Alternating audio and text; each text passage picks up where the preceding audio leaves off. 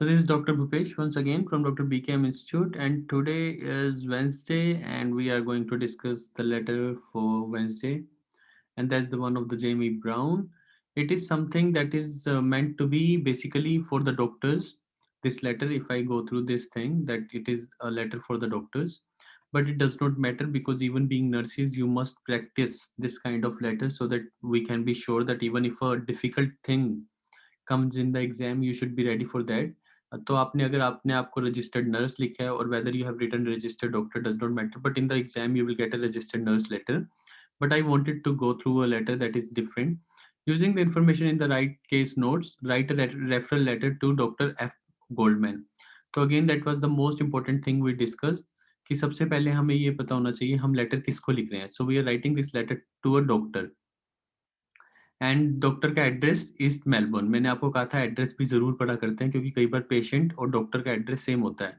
मान लो कि इस पेशेंट का एड्रेस सेम होता तो ये डिस्चार्ज बैक वाला लेटर होता क्योंकि पेशेंट का अगर एड्रेस सेम है तो मतलब वो वापस जा रहा है, तो इसलिए एड्रेस को पढ़ना ज़रूरी होता है. तो अभी तक हमें पेशेंट का एड्रेस नहीं पढ़ा है तो हम इसको अभी सिंपल लेटर मान के चलते हैं कि डॉक्टर एफ गोल्डमैन है. हम उनको लेटर लिख रहे हैं. क्यों लिख रहे हैं? क्योंकि पेशेंट को असेस किया गया है post streptococcal nephritis with early renal failure.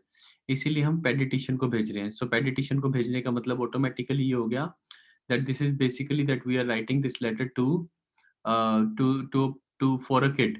तो मतलब हम एक बच्चे के लिए लेटर लिख रहे हैं क्योंकि हम पेडिटिशियन को भेज रहे हैं, तो ये ऑब्वियस हो गया. सो पोस्ट स्ट्रेप्टोकोकल नेफ्राइटिस है अर्ली रीनल फेलियर के साथ. ये हमें कैसे पता लगा है? क्योंकि हमने उसको रिजल्ट देखे, उसकी इन्वेस्टिगेशन रिपोर्ट्स देखी, हमें वहाँ से पता लगा इन्वेस्टिगेशन रिपोर्ट से. और पेशेंट ये एसिम्प्टोमेटिक गलत दे रखा है, पेशेंट सिम्प्टोमेटिक है. ये हम सबको वैसे पता लग जाना चाहिए था कि पेशेंट सिम्प्टोमेटिक है तभी तो प्रॉब्लम है. और यूरिनालिसिस वगैरह और एग्जामिनेशन ये दिखा रही है, तो मतलब हमें एक एग्जामिनेशन के बेस पे और एक इन्वेस्टिगेशन के बेस पे पता लगा है कि पेशेंट को प्रोस्ट्रेप्टोकोकल नेफ्राइटिस है. तभी मैं कहता हूँ visit letters are very easy. So the first paragraph is very easy to be written. आपको फर्स्ट पेज पे जाने की भी जरूरत नहीं पड़ती, आप आसानी से लिख पाते हो. I am writing this letter regarding जो भी बच्चे का नाम होगा. अगर वो लड़का है और 18 ईयर से नीचे है तो you will write master.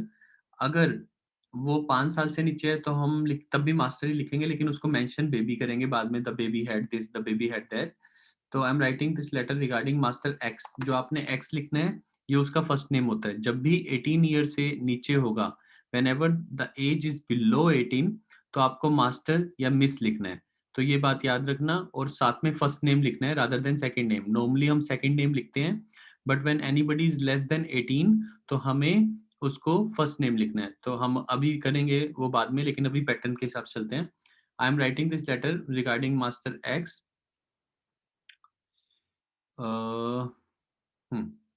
Regarding master X, यहाँ से शुरू करते हैं.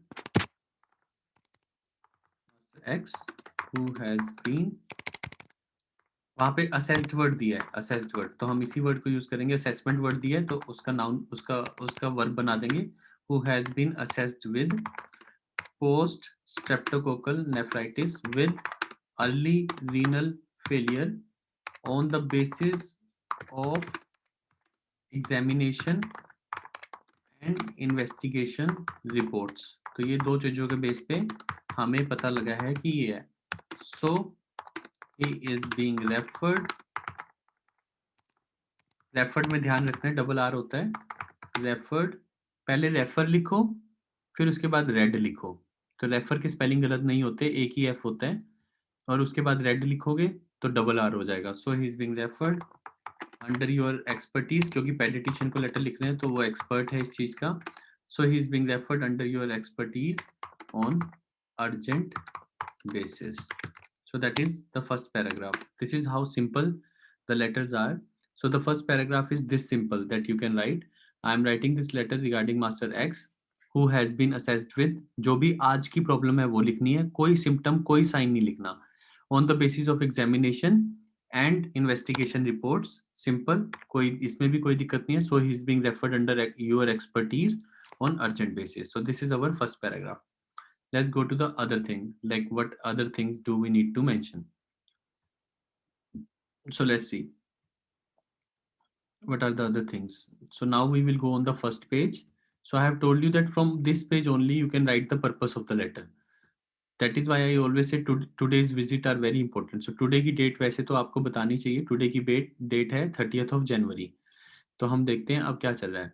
Jamie brown is a patient in your general practice. 5 year old boy है. तो मैंने आपको बताया था 5 year old है, तो अपनी मम्मी के साथ आया है. तो the most important thing that we discussed after the recording was shut down. We discuss कि ये वॉज प्रेजेंटेड का मतलब क्या होता है. तो ये वही लेटर है जब बच्चा छोटा है, 5 साल का है, तो वो डॉक्टर के पास अपने आप नहीं आएगा. तो इसको लिखना चाहिए हु वॉज प्रेजेंटेड. और जब टुडे की विजिट में लिखते हैं तो हु हैज बीन प्रेजेंटेड. तो ये दो पैसिव वॉइस हमने कल भी कहा था कि याद रखने. पैसिव वॉइस का मतलब was plus third form past में, यानी कि बी प्लस थर्ड फॉर्म एक तरीके से, जैसे कल मैंने आपको कंसेप्ट समझाया था. और हु हैज बीन प्रेजेंटेड अगर टुडे की विजिट है तो ये तब यूज करना है. तो these are the passive voices. ये पैसिव वॉइसेस क्या बताते हैं कि वो बच्चा अपने आप नहीं आया, उसको उसकी मम्मी लेके आई है. तो who has been presented by his mother. कहने का मतलब ये होता है. आप ऐसा लिख भी सकते हो बाय हिज मदर. अगर आप नहीं भी लिखोगे तो भी ये अंडरस्टूड है कि उसके पेरेंट्स के द्वारा लाया जाएगा, because he is a small baby of 5 year old. पर अगर आपने बाय हिज मदर लिखना है तो भी कोई बात नहीं. तो हु वाज प्रेजेंटेड, इसमें भी बाय हिज मदर. तो that these are the two passive voices you can make. Present में हैज बीन यानी टुडे की विजिट में, और पास्ट में was presented. I hope everybody is clear with that. तो 20th को पहली बार आया था. आज है 30th of January. अगेन मुझे कैसे पता लगा कि आज 30th of January है. How did I get to know कि आज 30th of January है. अगेन मुझे यहाँ से पता लगा, जो डेट दी रखी है मुझे टुडे की, यानी कि जो सबसे लास्ट डेट दे रखी है ये दे रखी है 30th of January. तो अगर हम इसको ये कह रहे हैं कि 20th को पहली बार आया था, यानी 1 month and 10 days अगो पहली बार आया था. 5 year old बॉय था, सोर थ्रोट और हस्की वॉइस के साथ आया था, फीवर था, इरिटेबल था. टेम्परेचर जो 39 डिग्री का, तो मतलब सब काइंड ऑफ फीवर था और बहुत इरिटेशन फील कर रहा था. लार्ज इन्फेक्टेड टॉन्सिल्स थे with exudate. Tender and large cervical nodes थे. तो हमने असेसमेंट बताई टेंसिलाइटिस. तो इसके कारण से हमने उसको पेंसिलिन रिकमेंड की. अब वैसे मैं आपको लिखना दिखा रहा हूँ, जैसे हम फर्स्ट पैराग्राफ लिख चुके हैं, उसके बाद सेकंड पैराग्राफ कैसे बनता है. सेकंड पैराग्राफ बनता है on first visit the baby had sore throat and husky voice. ऐसे लिखना होता है, and husky voice full stop, husky voice full stop. Along with that he was, क्योंकि ये वर्ड ऐसा है जो फेब्राइल वर्ड जो होता है वो was के साथ जाता है. he was febrile and irritable. कितनी आसानी से लिखा गया, क्योंकि दो मुश्किल, मैंने आपको कहा ना जब भी मुश्किल लाइंस हैं उनको तोड़ दो, बट लेकिन ग्रामर की गलती मत करो. तो मैंने आराम से लिखा baby had this and this. along with that he was febrile and irritable. full stop. His temperature was 39 degrees Celsius and he had की जगह आप ऐसे भी कर सकते हो he was suffering from. जरूरी नहीं है had बार बार लिखना है, आप ऐसे भी चेंज कर सकते हो. he was suffering from large infected tonsils with exudate and also had tender and large cervical nodes. तो मतलब कुछ भी चेंज करने की जरूरत नहीं पड़ती, सेम लिखा है जो ऊपर लिखा है, बस उसको ग्रामर में लिखा है. He was suffering from large infected tonsil with exudate and छोटा सा हेड लगाया और उसको साथ साथ ये भी था. सो असेसमेंट ऑफ, आराम से बिल्कुल, assessment of tonsillitis was made comma, जिसके लिए, coma for which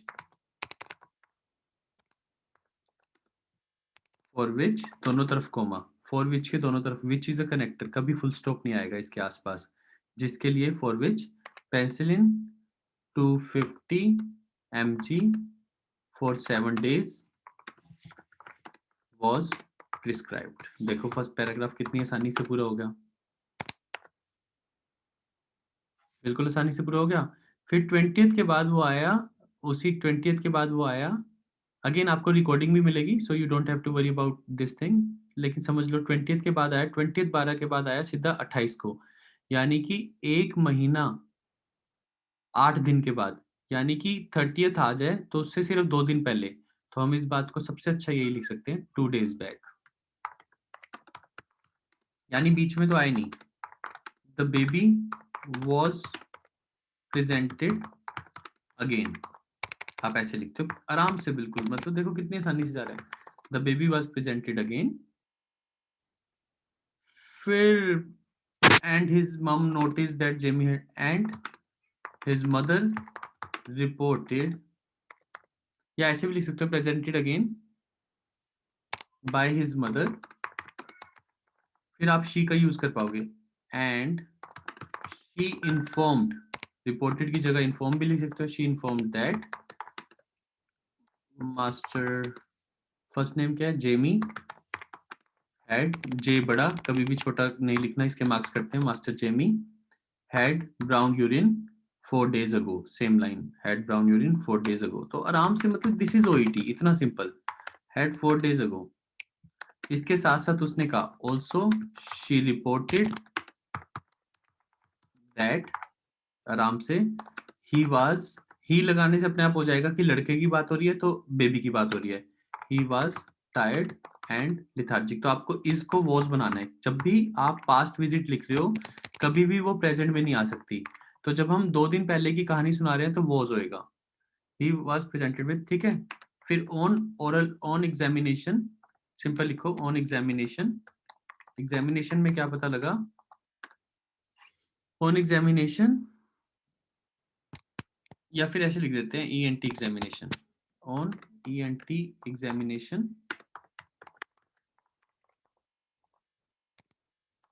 he was found with, ये पैसिव वॉइस होता है, हमारे द्वारा पाया गया, एग्जामिनेशन हमेशा हमारे द्वारा होती है, तो he was found with tonsillar hypertrophy, and his BP was, यहाँ पे एंड से पहले कोमा, क्योंकि हम नया सब्जेक्ट यूज कर रहे हैं, and his BP was 90/60 mmHg, ठीक है। उसके अलावा फर्दर, फर्दर का मतलब इसके आगे, further his यूरिनालिसिस report showed macroscopic haematuria, मतलब कुछ भी मुश्किल नहीं है, बिल्कुल आराम से, his report showed, so he was, अब हमें क्वेश्चन मार्क दे रखा है, क्वेश्चन मार्क का मतलब या तो नेफ्राइटिस है या फिर यूटीआई है, सो ही वाज, ये बहुत इंपॉर्टेंट पॉइंट है, this is the most important point I would like to tell you.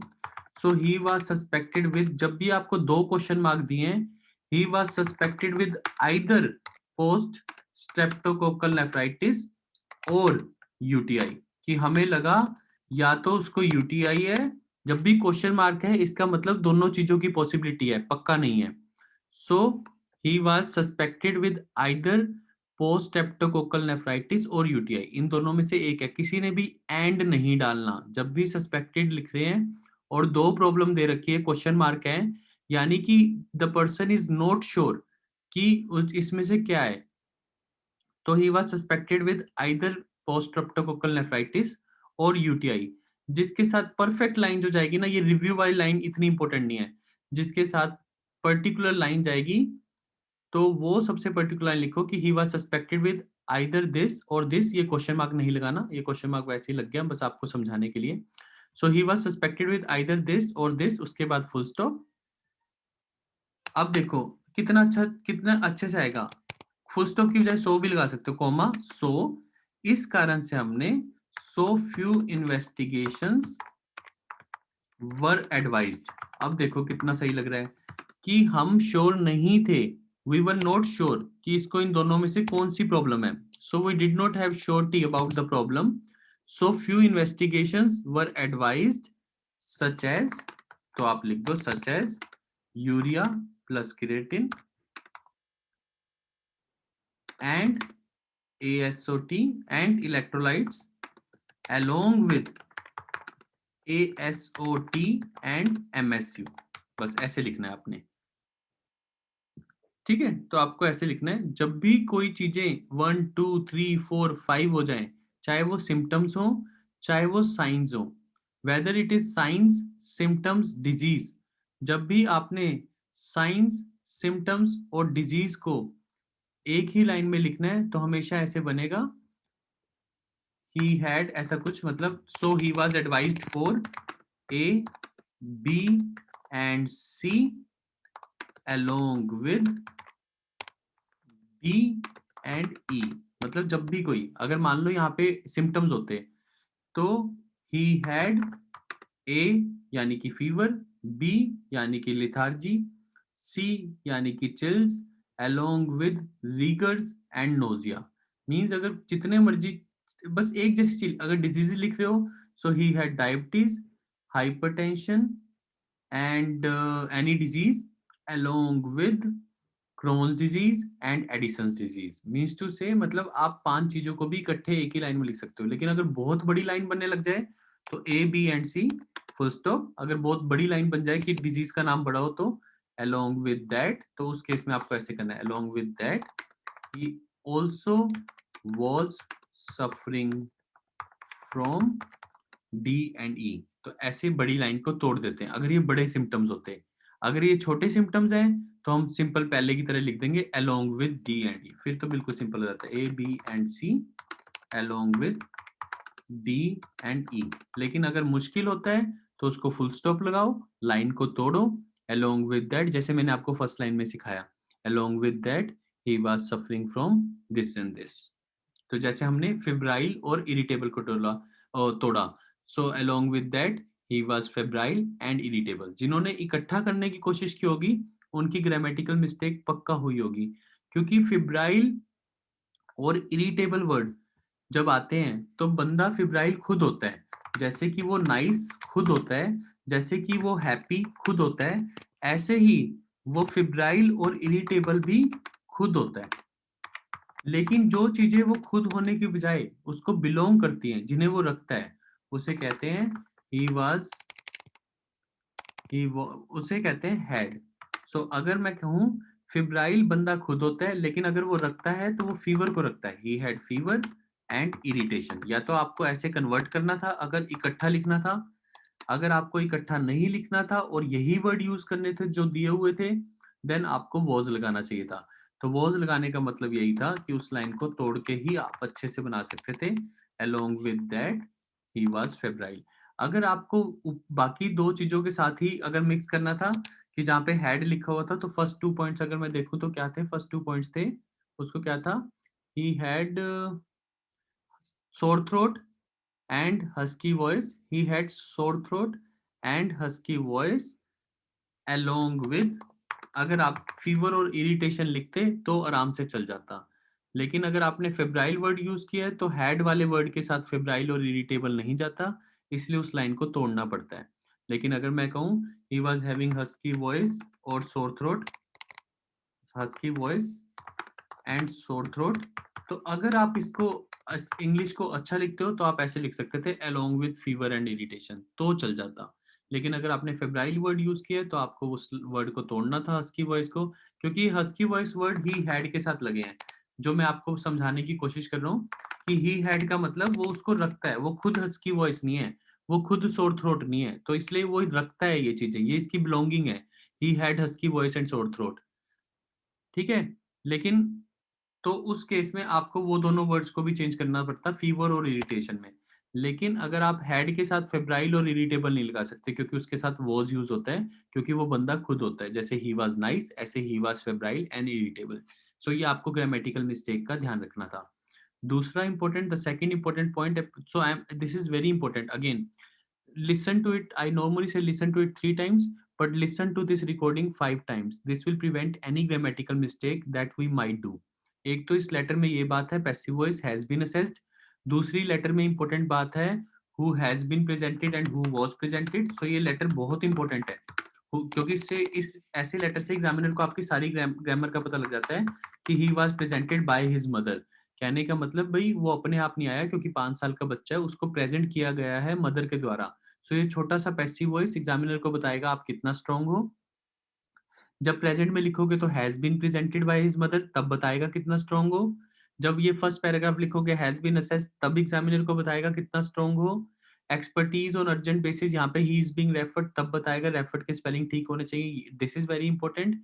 जब ए बी एंड सी को इकट्ठा लिखना है तो ऐसे लिखना है along with डी एंड ई। अगर ये अलग चीजें हो जाती हैं, जैसे इस केस में अलग हो गई, तो फुल स्टॉप लगाना है और लाइन को तोड़ना है, along with that he was also febrile and irritable। तो आप ये लिख सकते हो।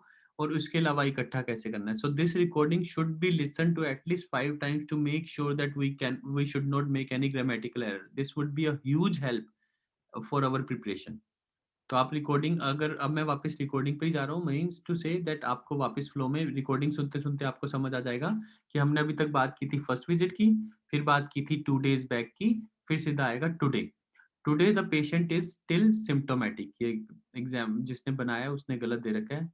But again doctor BKM is all about solving question papers. We do not make question papers, this might be from some other institute. So I'm not saying because of mistake, I'm normally telling that we do not make question papers. We are problem solvers or question paper solvers.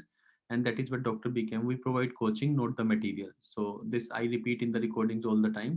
So again, it's not about the material. We are here to teach you how to attempt. So patient is symptomatic. Today the patient is still, यहाँ पे बस is लगाना था। Patient is still asymptomatic। छोटा सा ये word लिखना था, आपकी ये doubt भी clear हो जाती।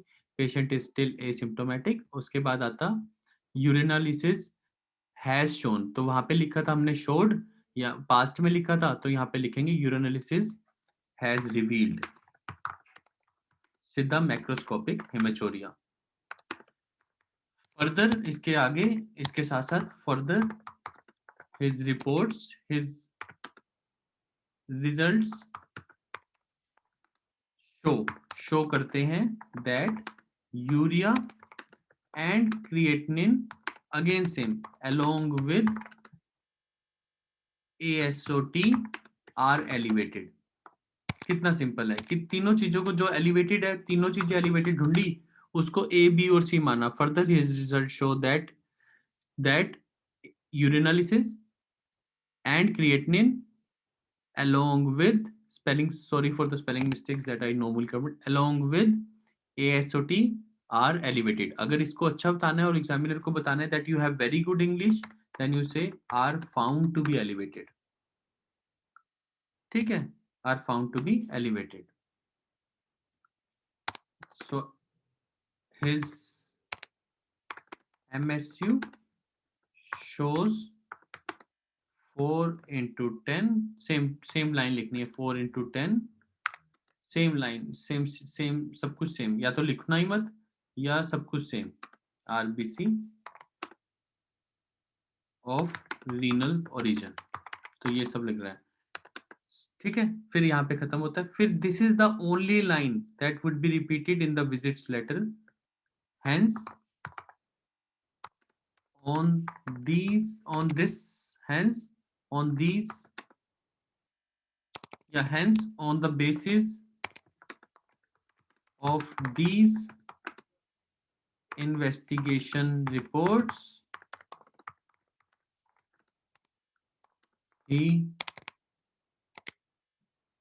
has been assessed with pro-streptococcal nephritis with renal failure।